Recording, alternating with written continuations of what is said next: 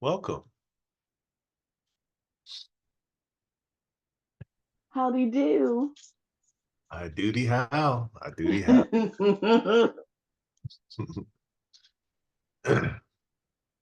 mm. We have our other faithful attendee.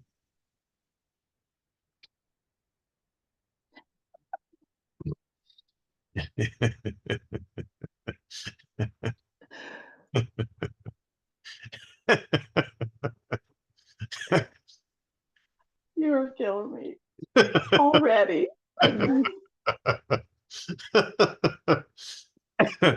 Oh, if I can bring a smile to someone's face, job well done. Job well. Yes, indeed. Yeah, just trying to navigate another day of life. I So understand.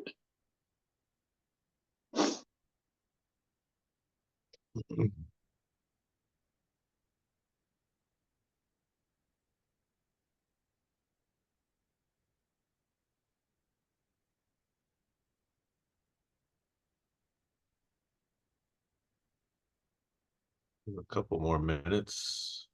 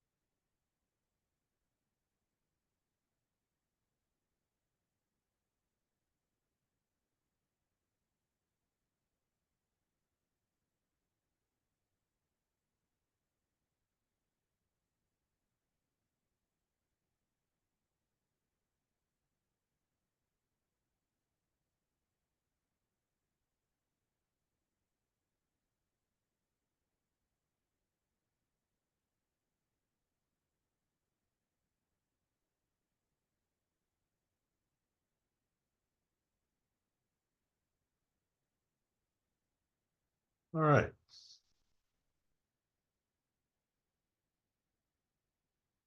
So we are continuing to look at uh, our summer wellness series. And I know someone asked me, so how do these topics tie into wellness? Um, well, anything that you enhance your understanding of, if you can reduce your stress, if you can learn how to interact with others, if you have better tools to navigate a professional or personal situation, uh, that should translate to you being more well throughout the the overall. the overall journey of your life. So yes, it is not how much water to drink and how many sit-ups to do.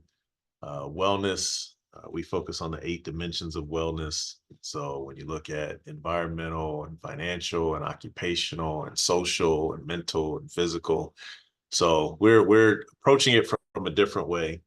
And with that in mind, our topic for this evening is on digital disparities. Digital disparities. Um, so we are advancing as a society through in technology in a variety of different ways. And so that's what we'll be looking at this evening. Uh, and so here's our agenda. We'll check in here in just a moment, just see where everybody's at this evening, and then we'll define what digital disparities uh, that term means and what we mean by it this evening. Um, and then we'll look at these 3 areas of the access to technology, digital literacy, and attitudes toward technology. Now, there are more disparities, but those are the ones we're going to focus on. And then, as always, our meta analysis is just comments or takeaways from that time together. So, our learning outcomes for this evening. Uh, by the end, you should have an understanding of digital disparities in the context of intergenerational differences. So there are a lot of different contexts with that. We will also look at the primary digital supports based on generations that can help with communication or who you're leading or who you're trying to engage with, understanding those differences. And then we'll also look at the importance of disparity gaps when we need to engage and the need for advocacy for lifelong learning and digital literacy. So let's check in. Check in question.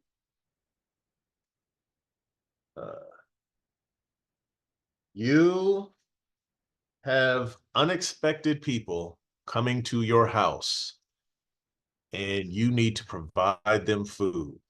They're coming over this evening.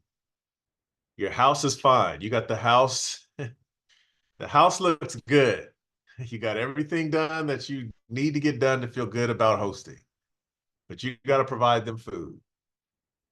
Are you making it? Are you having somebody else making it? Or are you having it delivered? And what is it? What's your go-to? What's your go-to? You didn't say anything about leaving the light off. No, no.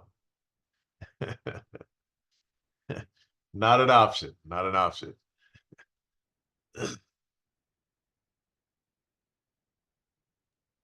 So Daryl's coming over, and I didn't know. And here he comes knocking at my door. So I would say I would have Cliff cook because he's very good at last minute spontaneous meals. It would take me too much to think about. So I would go basic if I was by myself and I had to think of it. I would go straight basic just because I'm not that creative in the kitchen. But definitely would get Cliff to take care of that. All right, so you're asking somebody else to do it. You ask somebody else to do it. Anyone else? Darwin just hollered out from behind me. He said we'd have haystacks. Haystacks. And for the broader audience that may not know what that is, think taco salad. Think taco salad. Only you take the shell, crunch it up like nacho chips, put it on the bottom, and then you build it. You stack it with typical things that you would find in a taco salad or a Puerto Rican rice. like Cobb salad, those types of things. So that's the typical thing for a haystack. So anyone else? Anyone else? The question, our check-in question is, you have some people coming over. Your house is good. House looks fine. But you just found out you're going to have some people coming over and you got to provide them food. So are you cooking it? Are you asking somebody else to cook it? Or are you ordering it? That's our Yeah, so I'm question. gonna answer for myself. I'm gonna be self-disclosing. Andrea, put your seatbelt on, hon. Put your seatbelt on. Yeah, it's gonna be one of two circumstances. They are gonna enjoy all the spaghetti they can eat with a kind of green salad. and, and a beautiful blessing. or I live in the Chicago area, Berwyn, or I am going to be swinging by Freddy's, the Italian pizza spot, and getting them a couple items that will make their head spin, and they will just think I'm the bee's knees. But it's going to be one or the other. We're going to run down to Freddy's and get them something that's like, where'd you get that? Or they're going to be like, yeah, folks, grab yourself a plate. And you just keep dishing spaghetti till you get tired. That works. That works. There it is. That's the truth, Andrea. Yeah, I was gonna be with you on the ordering is really no plus I'm really not, I know I come from a cooking family and all that. I'm not your girl. I'm not. I want to be, but I'm not. Can I cook? Yeah. And you won't, you know, die or pass out from it or anything. I mean, it'll be edible and everything. But I do not like to be in the kitchen at all. So Yeah. I would be ordering in. Yeah, that's good. That's good. Yeah, and I'll just throw it out there. Typically, you don't want your food to just be edible. That's not how you promote. Oh, it's edible. You You won't die from it. want lip smacking. That's what you really want. Yeah. Yeah. I think your decision matches with your description. When a person says you won't die from it, you would probably prefer that they go on and order in. If that's your claim to fame, oh yeah, I come from a cooking family. Now when I cook, you won't die from it, and it's edible. Let's go ahead. What does Google suggest based on time and delivery? That's funny. That's good stuff. For me, I will probably cook. I like to cook, and as Lisette said, if I got enough time, we're pretty close to a grocery store. But even if I don't, I can find something. I can find something. So I can ask some questions, and I could probably put it together. I can handle their dietary restrictions. I can handle their quantities, and I can make something that will be enjoyable and memorable. Yeah, so I'm okay with that. I'm okay with that. We'll try and go one level above edible and see what we can do for them. I had a guy recently that is, I don't know if I told you, there's some guy that's in hot pursuit of me, right? And so it's an old friend from a long time ago at Oakwood. And he said, would you be upset if I claimed the kitchen? He said, I love to cook. I said, no, in fact, you can have it in every other kitchen that you get involved in. I'm not that person. Yeah, you can have my kitchen, you can have my neighbor's kitchen, you can have your other friend's kitchen. That's fine. The kitchen is yours. Daryl? I was on mute. I apologize. You have got an amazing screen. You may have mentioned it before I got on. I mean, heart rate, everything, snack levels. That is awesome. I just want to acknowledge that. I try and switch it up every once in a while. Appreciate you noticing my efforts. Oh man. All right. So let's get into the topic. Today we're talking about digital disparities It's an interesting thing. I think it is often overlooked and rarely considered by people that are not in the space of technology. And often those that are in the space rarely give enough consideration from those that do not understand that space. So there are huge gaps on both sides, which can cause, as we've said throughout the month of June, most of our, well, excuse me, all of our presentations are designed for PTO, but it's not limited to just those organizations. But if you think about any organization that services the community, um, and has multiple generations, these things that we're talking about should be considered.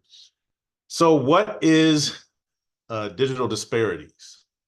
What do we mean by that term? So in the context of intergenerational differences, it's basically just the gap that the different generations have, right? And they manifest themselves in a variety of different ways. There is a clear haves and have-nots, if you will, when it comes to technology, right? So we'll talk about some of these. I think it's interesting when you just look at what are the platforms that uh, different generations use, right? So what are some of the things that different generations use? So we'll do a real quick overview of generations. And then if you don't know what generation you're in, this will help you because some people don't even pay attention. And just so you know, the generations shift over time. So the further you get away from a generation, the more defined it becomes. Generations are not just by time periods. They're also by events. So think 9/11, COVID, it's going to split. And so the older generations were typically, they used to count them as um, 15 to 20 years. So when you go back to the original generation and then the boomer generation, those generations encompass, it's very interesting, longer periods of time.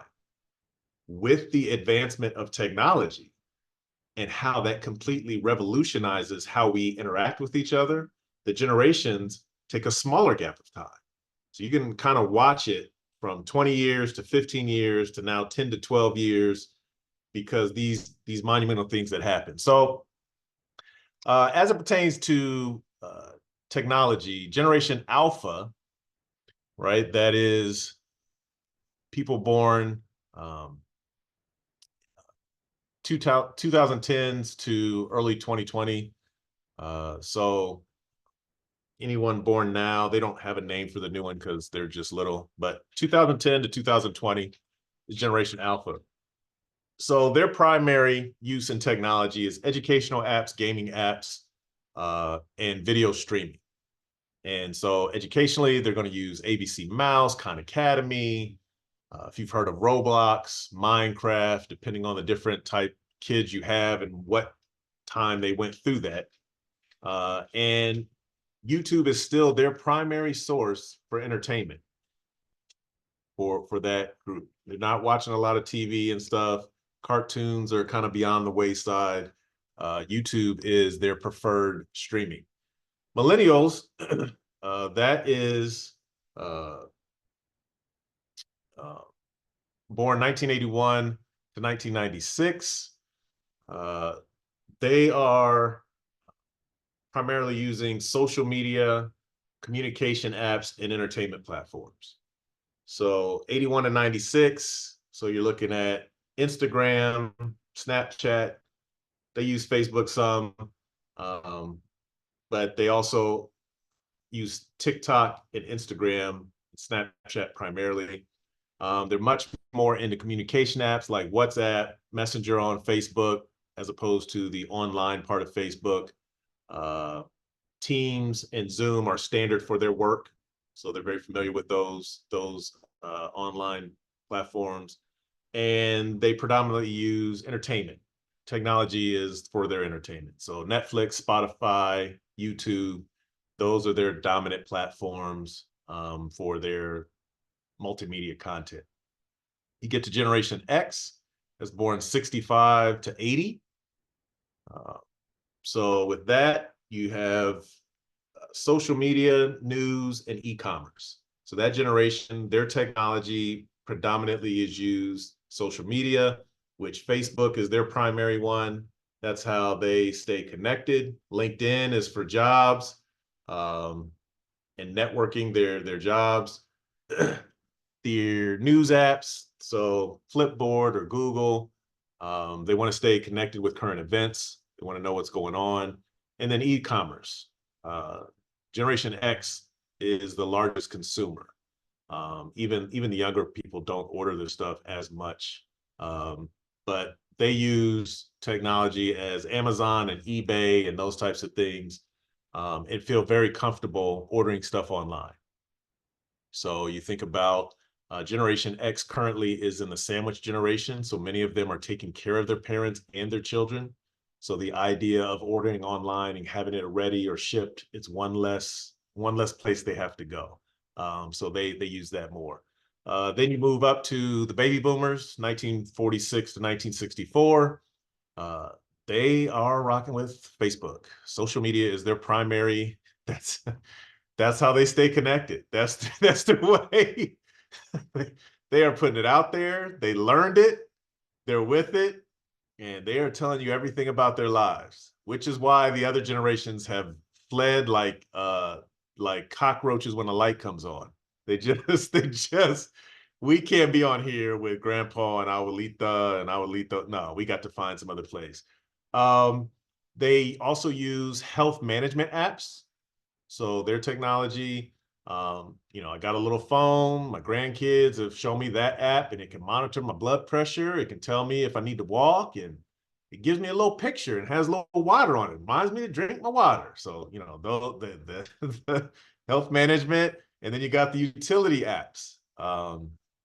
So You make them sound they, so old. well, I mean, eh, they might not be so old, but they are older than some. So yes. So yeah, that's the digital preferences for those groups. And when we look at the disparities, and if you're wondering, obviously I skipped over Generation Z. There's not a technology difference real big between millennials and Generation Z. They're kind of in that middle.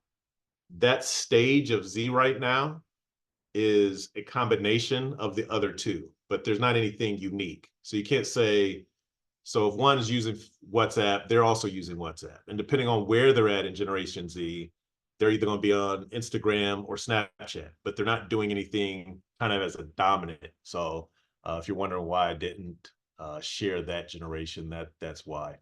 So when we look at these areas of disparities, right, and consider generational, intergenerational in different contexts, some things to remember is access to technology, digital literacy, uh, technological adaptation, and economic impact, as well as social and psychological effects.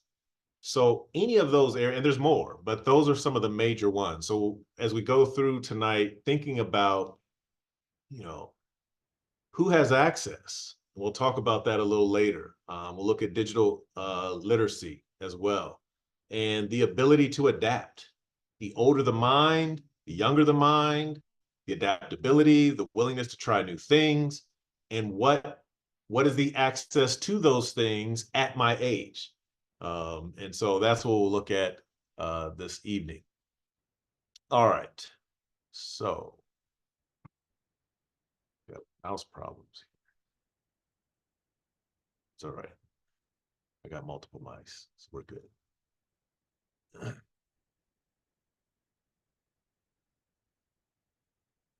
right. So let's look at access. Access to technology, it's going to differ between generation, but it's also going to be impacted by economics. So when you think about at a school with a PTO and you send out the newsletter. The newsletter from schools is sent out digitally, and it's emailed or it's sent to a text. And there's a huge assumption there that um, everybody has access to those things, and people with internet do. But if you don't have internet, then people say, well, you have a cell phone. Yes, but if I'm older and I only use my cell phone, the fact that my cell phone can do it doesn't mean I know how to do it. So you look at that, and then you look at how people communicate. Based on different generations, people use different platforms for communication. So I know leading at one of my churches, we had a younger millennial that he has an email, but he never checks his email. He just has it. And so if you want him for a meeting or want to know if he's still coming or whatever, you have to text him. He doesn't use WhatsApp, he uses Slack. So there's all these different types of things. So a question for us this evening to get you guys a chance to talk and let my voice rest a little bit. How many of you have had to teach a family member to use technology during the pandemic? Did anybody have to teach someone in their family to do something with technology? So don't go way out to, no, I mean, I don't know how to use Zoom myself. Even if it's something of how to put an emoji in, anything about technology, did you have to help someone in your family learn something about technology during the pandemic when everybody had to figure out technology? Yes, this is Andrea. Okay. Yeah, which I found fascinating since I am not tech savvy. So I really felt for people that did not even have my level of understanding and knowledge. So yeah, that was very fascinating. What did you have to teach? Well, as we are still teaching people, the mute button is very important. Whether it's time for you to turn it on or turn it off.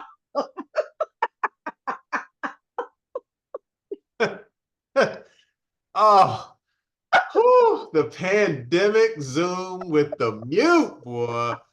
That that So we would yell out, "You're on the mute!" Like they can hear, "You're on the mute."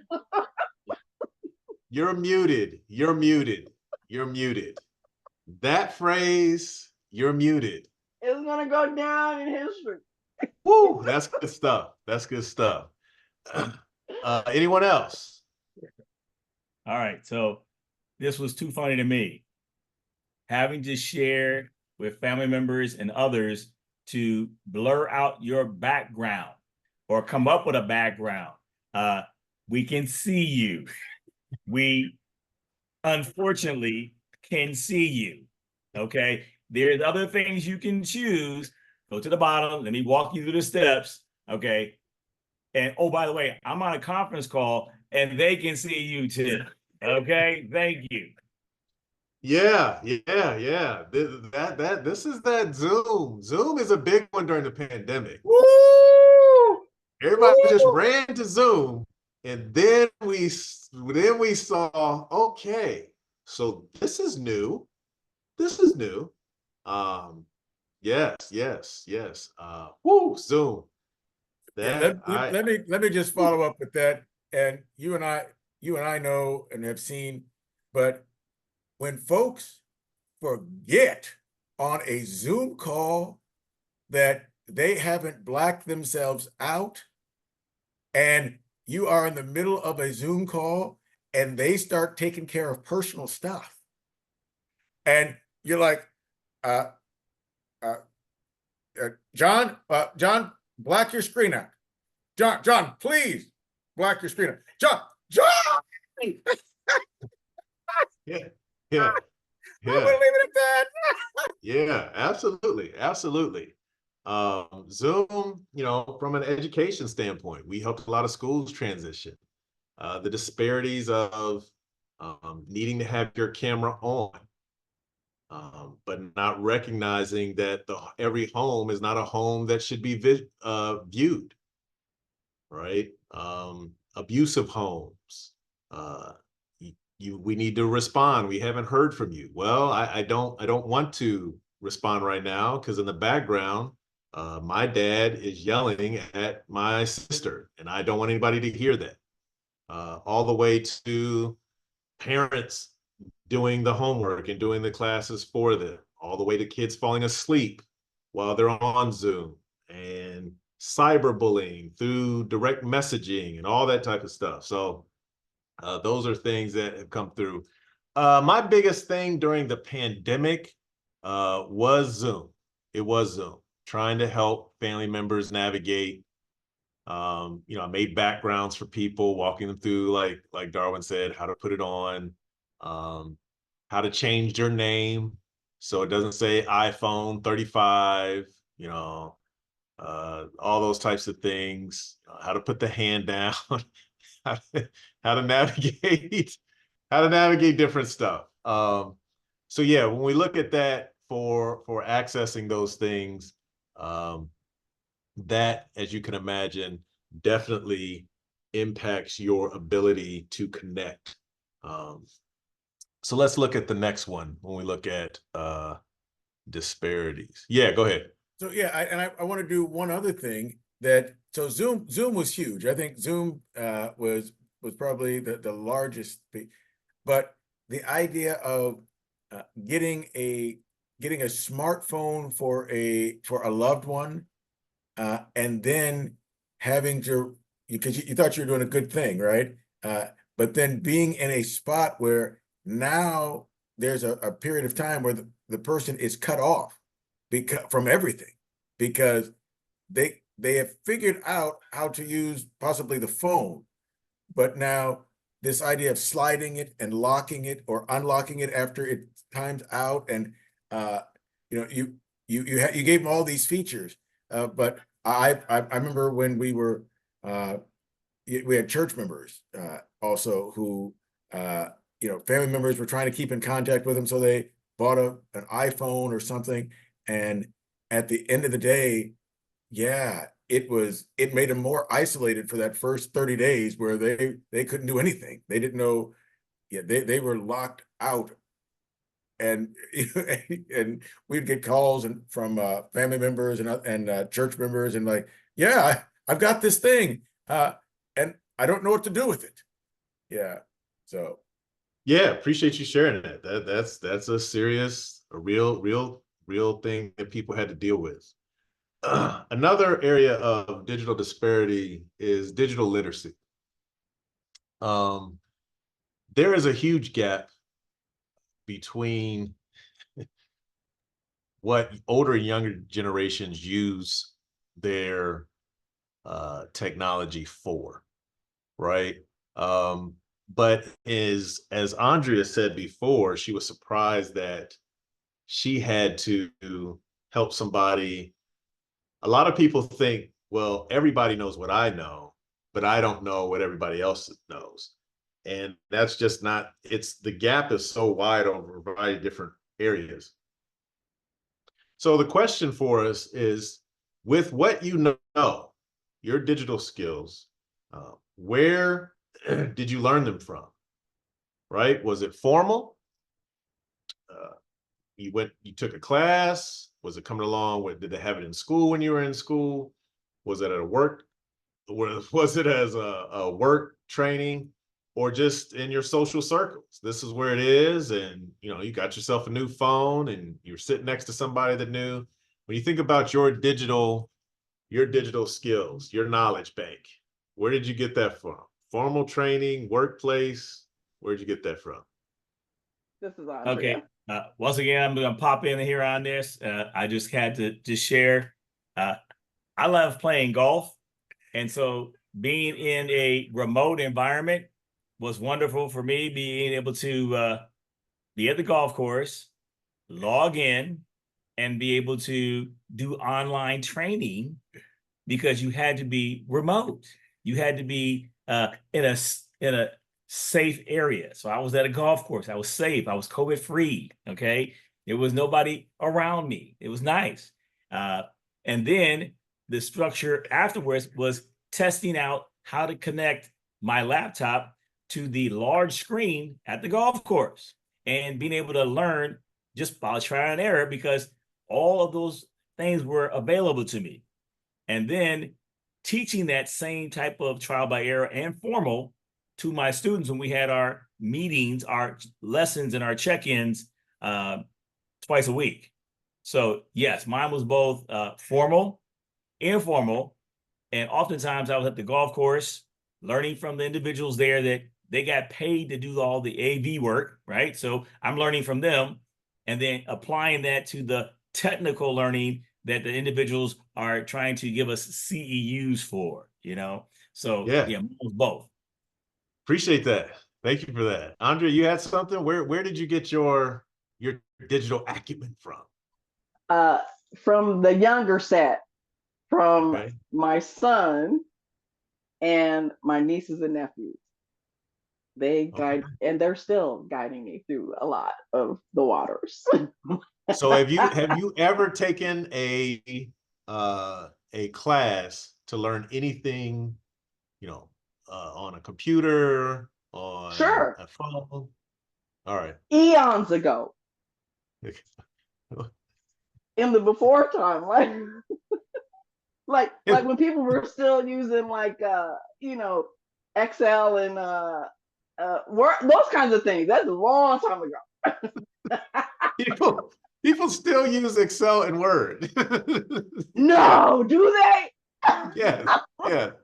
It is a common practice for workplace productivity. So you're not that far behind. You're not that far behind. People are still typing documents and adding numbers. So yeah, you're still good. You're still good. Anyone else? When you consider your digital skills, where did you learn most of your digital knowledge? Was it formal? Was it trial and error? Was it somebody around your circle showing you? Hello, everybody. Hello. Nancy here. For me, trial and error. I do not have formal education on tech. And my kids, like, oh, wow, you can do that? I'm like, oh, I didn't know you could do that. Or just swiping around or just holding to the letter and it gives you all these options. Like, oh, okay. So yeah, my kids, trial and error. That's it. Yeah, yeah. Okay. Anyone else? Anyone else? Where did you Yeah, get this is most the of fun your one for knowledge? me. Go ahead, Daryl.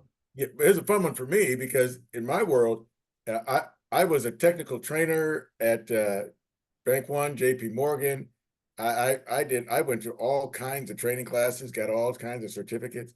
But I am telling you the truth that everyone in the world needs a friend like I got.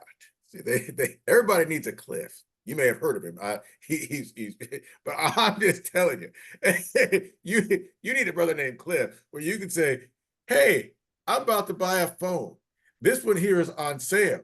And I think it's going to be a good deal. And he can just look back and say, what's it again? Yeah. That phone's not for you. That might take you 4 years to figure out. So how about we get you this version of that? Cut out it's got 4 buttons there. Try this. Try it. Everybody needs a brother named Cliff. I'm just saying.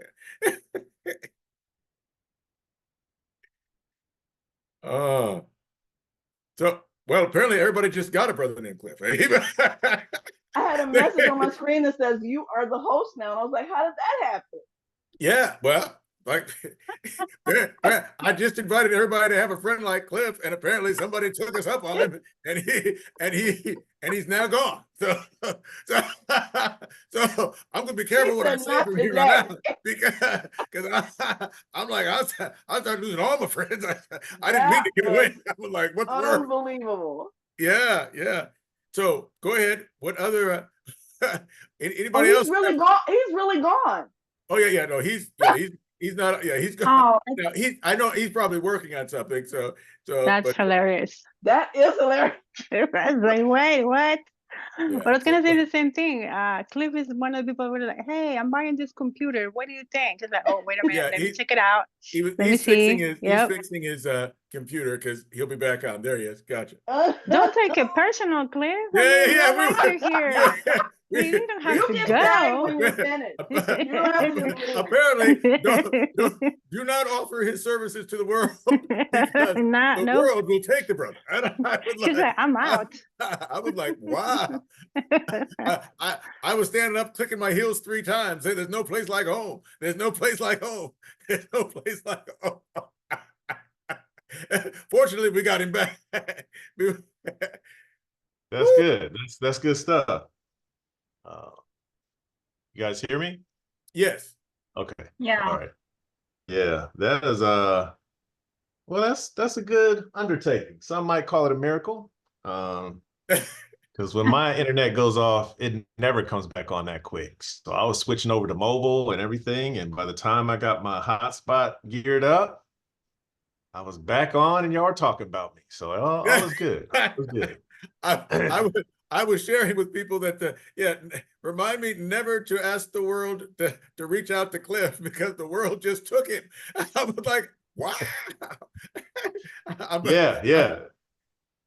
No, I get it. I get it. And the navigating and having other people. Lisette, where have you gotten most of your digital skills from? I was gonna say that I had a combination.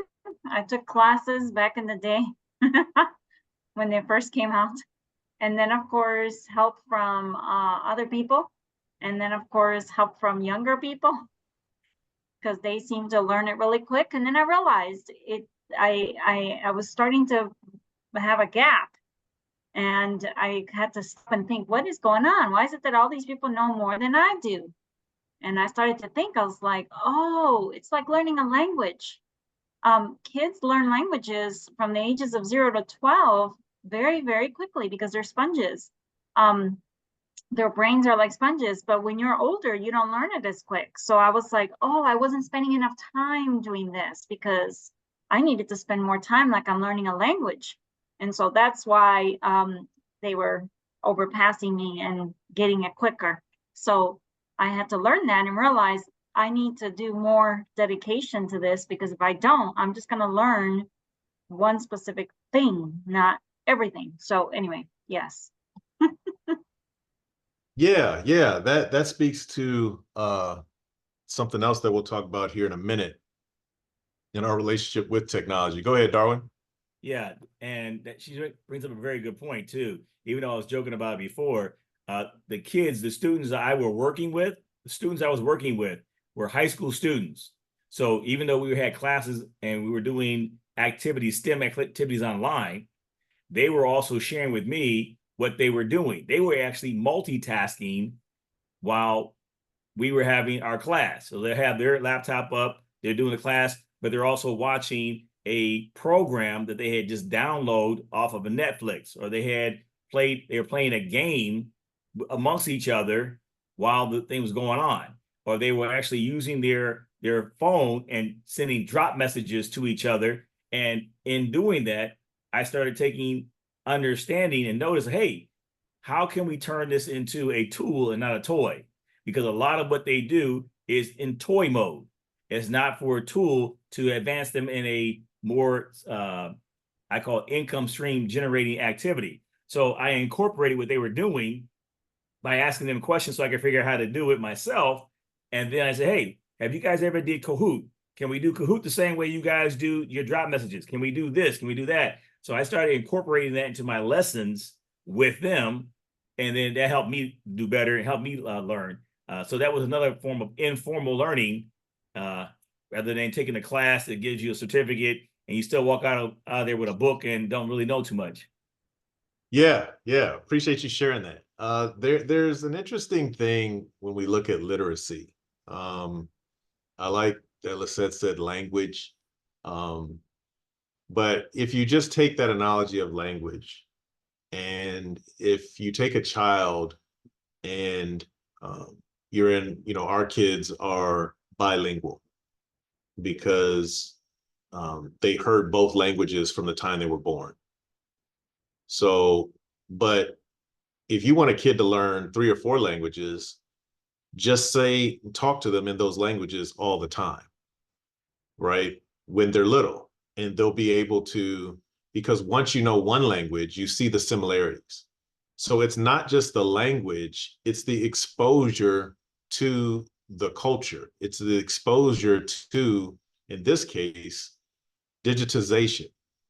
There are ways in technology. So you have that, and then you have, you know, are talents, are you born with them, or do you earn them, or is it both? And a lot of times it's both, right? There are people that are just naturally gifted at sports.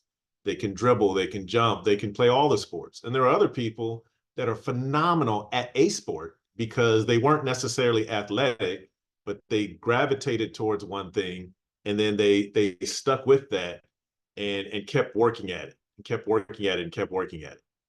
So regardless of how you get there, those same things apply with digital literacy.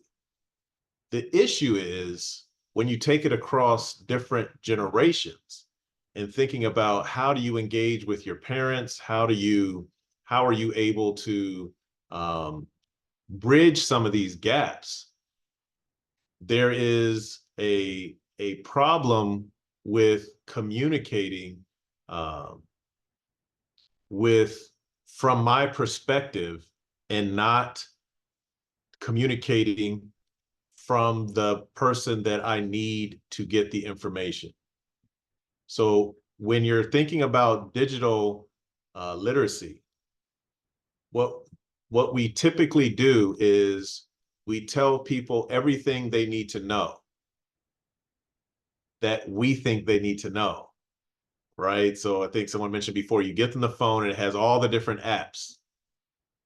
No, I have the latest phone because I use most of the things on the phone. And what people do is they say, oh, what you want to do is you want to get this because it does this, this, this, and this, without taking the time to say, what is it that you're trying to do and what do you need to use it for? It's no different. That's why I like the language analogy. It's no different than anything else you learn. You don't start teaching somebody math with quantum physics. You don't start with algebra. You don't. It's, hey, here's your manipulatives. You have 3 of these coins and you have 1 coin over there. You slide them together on the table and you say, now how many coins? That's teaching someone to count. So the same thing can be applied to, you know, using technology. You don't need to tell somebody all the different background and how to make the background move and all that on Zoom. You just need to tell them PW stands for password and ID stands for the number you need to put to get in there. You start there. And once they've done that, then you work through the other things. So that a lot of times we speak to that gap and broaden that gap instead of narrowing it. Daryl, do you have something? Yeah, I just wanted to go back to what you were covering, and it was the idea of the analogy Lisette made about the language. That was powerful because of 2 things. One, when it comes to actually programming languages, the idea that syntax is important. It's a language. The tenses are important because it's a language. The colloquialisms are important when it's a language. So that if you are Python, C++, any of those things, they're just languages. And if you approach it that way, it's easier to put the threads together. And what you just explained there wonderfully was that when you're talking about digital disparities, I have to understand your culture in order to understand your language. And so both of us may speak English, but I don't understand Westerville culture, that is Westerville, Ohio culture, because I come from Buffalo, New York. And so while we're both still speaking what seems to be English, we're using that language, but we don't understand the culture. And so I'm talking to you in English and you're getting wah, wah, wah, wah, wah, wah, wah, wah, because you haven't said anything useful to me. You've used the right words and you've even used the right language, but you don't have context. You don't have any of the cultural pieces that are helping me understand what you're saying. And so that's what you just outlined. And the language analogy, pardon me, is so powerful because I think Lissette's words were, yeah, I focus on one thing versus being able to keep up. It changes everything. That's all. I just wanted to echo that. Appreciate that. Appreciate that. So the last thing we'll look at is attitude, right? And our attitude towards technology, which is a good segue from what all of you were commenting on the last point of literacy. Our attitude towards it is going to impact our ability to adopt it, our willingness to adopt it, and all those types of things. So, question for you: can you think of a technology that you resisted at first, but now you find indispensable? What changed your mind? Okay, I'll go first. I did not want my phone to be a computer. I was really stuck on that because I really wanted my phone to be a phone. Like I could not figure out why the use of a computer had to be on the phone. I just needed to communicate. And so that was really, really hard for me. And to this day, even though I've adapted, it is useful. I still don't like the fact that you can type on there because it's smaller. Everything is much smaller and everything does not look the same. Like when you go on Google versus your app or on your phone, they adjust it to your phone. So to me, what I was fearing actually came true. I don't want to see it that way. I don't want to have to scroll a different way. I don't want to have to flip my phone to the side so I can read it, or scroll so I can read the whole thing. So yeah, I just didn't want that. So Yeah, definitely. Appreciate you sharing. I remember the day, I remember the hour when I found out that if you turn your phone to the side, everything would, I was like, oh, I had actually dropped my phone and it flipped to the side. And I was like, well, who knew? Cliff never told me this. He was holding out on a brother.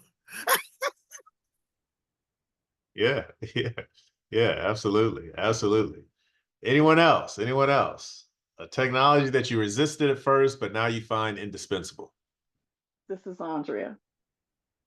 Ditto to what Lisette said. Nancy? Same thing, dude. I am still getting used to it. Like yesterday, I texted my husband, like, can you please bring the computer? Because I'm thinking what I need to do, I'm gonna do some stuff, and then I'm like, wait, I can actually use the phone to do this. I'm like, see, right there. I was like, oh my goodness, I guess I'm advancing, but at the same time, it's like, man. So yep, the whole computer, phone, cell phone, computer thing is like, So I will share a story from my father, who is a boomer. So we got to go back to Windows 98.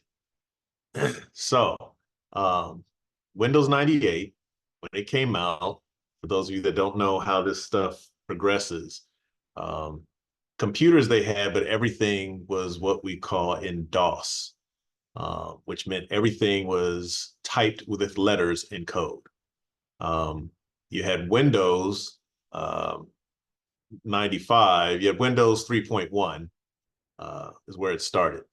And so Windows 3.1 is what the first time we were exposed to a GUI, GUI interface, graphical user interface, meaning that they took the letters that you type in that were just green on the screen, and you type those in, and when you type it in, it goes, and it give you words back. You know, what is 2 + 2? And you type that in, and it 2 + 2, and it type it back. It was the first time they moved to taking a mouse with a little pointer and clicking on the button on the screen, graphic, and that's how the user interfaced with the texting. So when you press down, it did that code for you. So that's where we started. And my father is a journalist. And so he was a journalist in news for 18 years. So started in radio, photography, all that, and became a journalist. So when he was doing his own consultant business, he used, some of you might be familiar, it's called a word processor, which was an electric typewriter. And I was staying with him at this time. And because, you know, he's a journalist, I think my dad could type just under 100 words, maybe close to 100 words a minute, flying. So the word processor, he's getting it. He's got his little screen. It was one little screen that he could look at, and he's flowing. So we're going to get him a new computer. And so we stood in line because the first 98 people got Windows and a computer for $100. You got to stand in line, the first 98 people. So we waited. We had an air mattress out there. We changed whatever. And we got him on the computer. Up until that point, he said, why do I need that? You just type on it. I don't need a bigger screen. I can type. What do I need that for? That doesn't make any sense. So you're going to take my letters and put it on a screen so I can see it on the screen? Why do I need to do that? And right here, I only use it to type, and I can just backspace, and my word processor, it'll actually white it out and type back over it all together. So what would I need a screen for? what would I need a screen for? So resisted. So we set it up. I get it for him. I set it up. And to Daryl's point, when you try and help out, my life changed forevermore. Because from that day forward, he went from calling me every few hours to, you know, every day, to once a week, to once a month, to fast forwarding today, where he has a whole computer system set up. He does his own ministry on Facebook. He has a camera setup because he's from production. So he has different camera angles that is wired into his computer, where he switches the camera and goes back from his presentation to the verses and comes back and all of that. Now he will still call me. I have learned more technology because he keeps buying more technology, expecting that I know how to use anything that you can plug in. So a lot of the knowledge that I've learned through technology is by helping him buy these learn how to use these elaborate things. And again, you know, I try and navigate through it. So when we think of attitude, that concept of resisting and then adding it, I don't really have any technology that I resisted at first, and then can do without it. I would say I was hesitant on the money for broadband internet. When you went from dial-up to broadband, the cost was like 3 times more. And at that time, you know, that's back when you would click on an image and it would actually fill in. I've been around technology for a long time. So the picture would kind of like fill in. So on dial-up, you know, that's the noise that, yeah.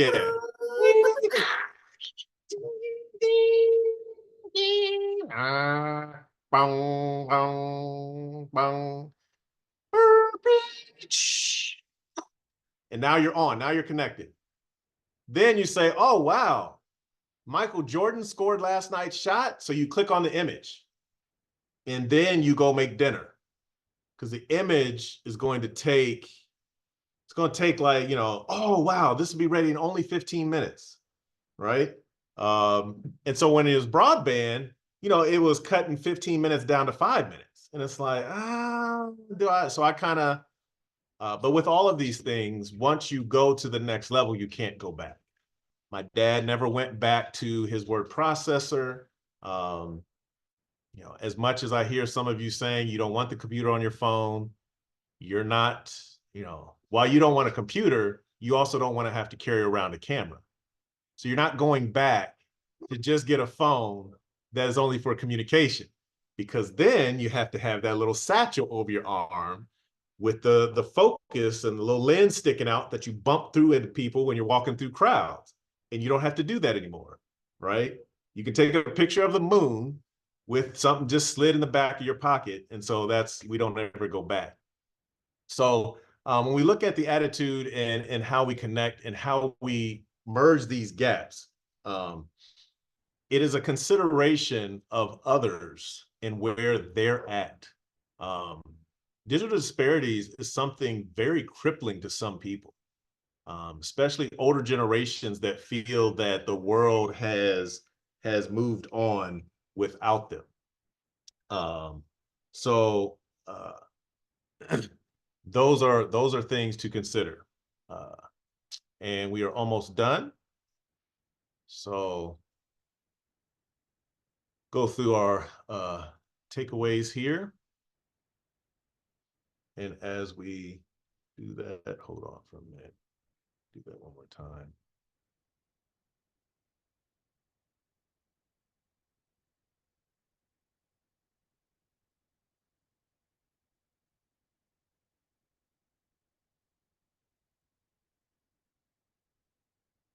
All right.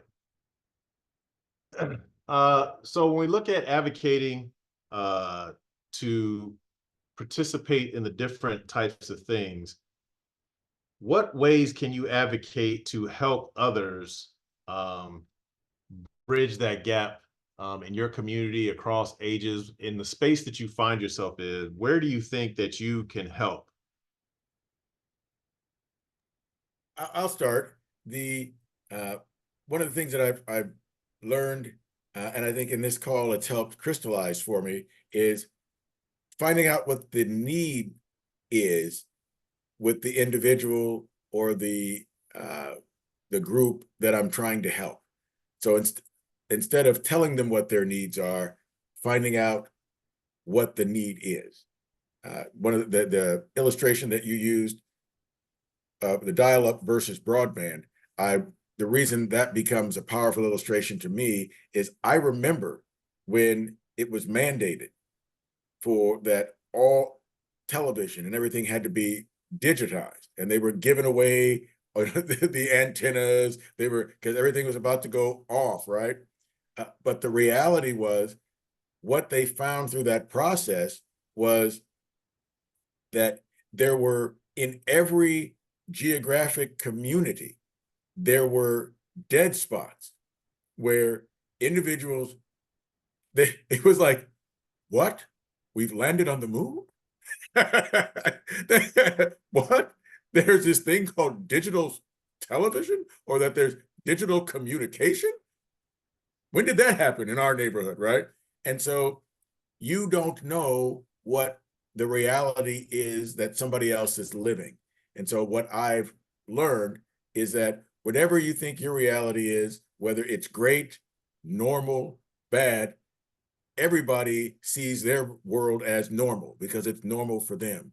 And until you know what their normal is, you can't build a bridge to where they're at until you understand where they're at. Yeah, absolutely. Absolutely. I think that when we look at how these things interact, the people that design it, people that build it, I think empathy Um, I think empathy is important. I think when you move into a technical space, somehow in our minds for creators, the relational aspect for some is lost. Technology is a tool um, for certain generations, and it's a way of life for other generations. And so, you know, that right there, when you go into a hardware store and you're trying to learn and you say, um, yeah, I need a tool, right? That's like saying I need to learn computers. I don't know how often I would get that question from people. I need to learn computers. That's like walking into a hardware store saying I need a tool. What uh, what do you want to learn? I want to learn how to do this, right? And so the communication back and forth is, what do you need it for? And what are you using it for? And all those types of things, back to the language analogy. So when we design stuff, we need to still do it relationally.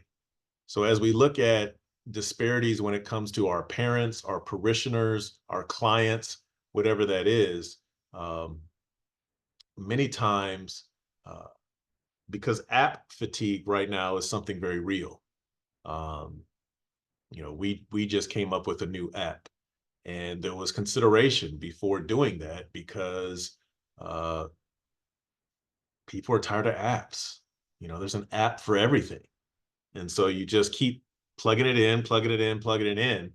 Um, but by the same token, as I think Darwin said before, um, I want somebody to be able to learn about conflict management while they're on the golf course. And they're probably not going to bring their laptop. But if they're on vacation and they still want to increase their knowledge, um, we at CARES want to provide an opportunity for them to learn mindfulness or how to communicate better while they're sitting and waiting on a plane, while they're those types of things. So the technology is still going to advance, but I think that our attitude towards it um, needs to also be addressed, not just the learning. What Lisette described that she did on her own, I think those of us that have knowledge in technology should be using that approach as we try and build these bridges. And that is, you know, people that are using it as a tool, we need to show them how it can become a part of their life. If you show people how it can be a part of the life and what the language is and what the culture is and why they do it, now they can take ownership of it and use it in whatever way they want. But too often we are using a medium or technology to get to something else, and so we don't focus on the disparities that lie within the technology. So we just want our parents to show up. How can we reach the most parents? Are you considering which parents you want to meet? When do you want them to be there? How easy it for them to access? You know, I get my daughter's school newsletter. I get it 3 times. It's the most annoying thing in the world because they have 2 different emails for me and they send it to a text. I don't need the newsletter 3 times. And so what you wanted to use to bring me in and make me think you care, it lets me know I'm just a number in a database, because nobody would send that out 3 times on purpose. You've loaded me in, you've taken your information, so now it's having a reverse effect. And so those types of things, you know, and for everybody, for every one of me, there's somebody that says they are glad they get it 3 times so they don't have to remember which email. So it's not about, I'm not saying my way is the right way. What I'm saying is it needs to be considered as we start to do that. Any final thoughts on how you can apply or build some bridges with some disparities, regardless of your technical digital knowledge? Yeah, that piece that you just dropped right there was huge for me. I mean, just really huge for me when I thought about the PTO circumstance, that we were very quick to move back from Zoom to trying to get everybody in PTO meetings, when actually we had a huge number of individuals who were on the second shift, third shift, who were on their listening to the PTO meeting while they were driving. We lost a lot of people because we stopped thinking about how they were wanting to receive it, and we moved it back to how we wanted to give the information. And yeah, so that you dropped that dime right through there.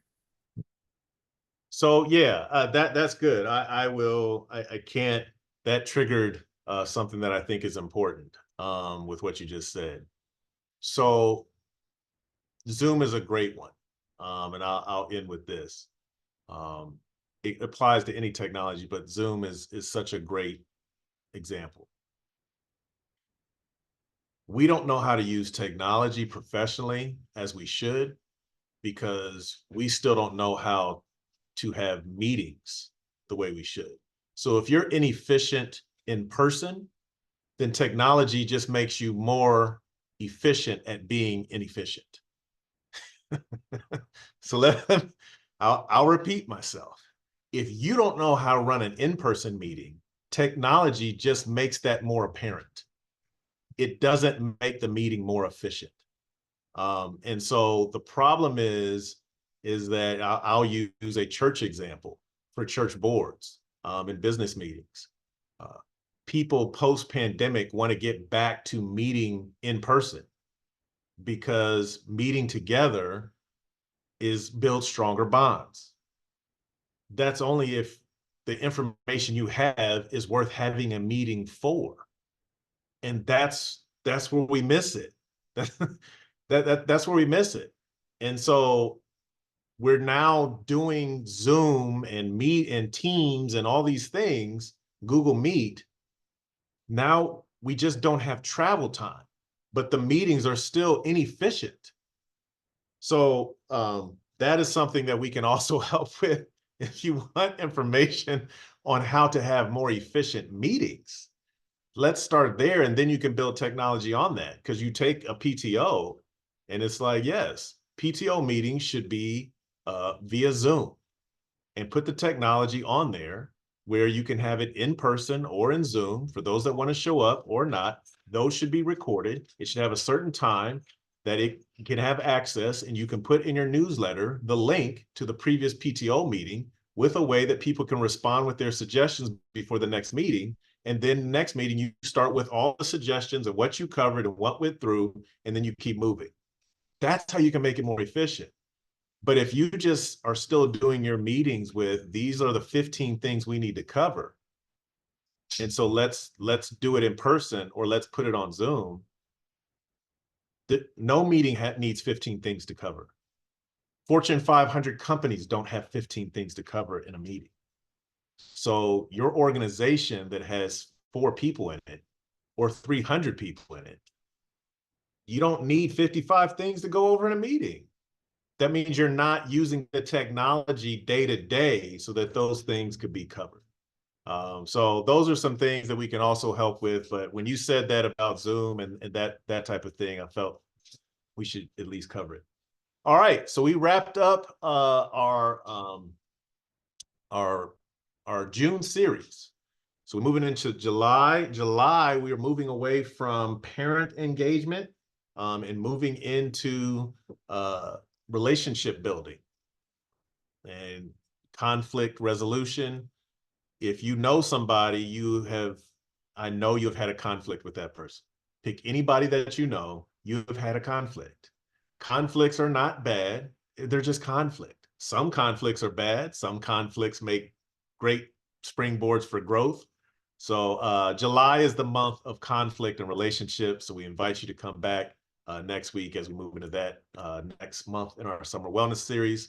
Thank you all for coming in.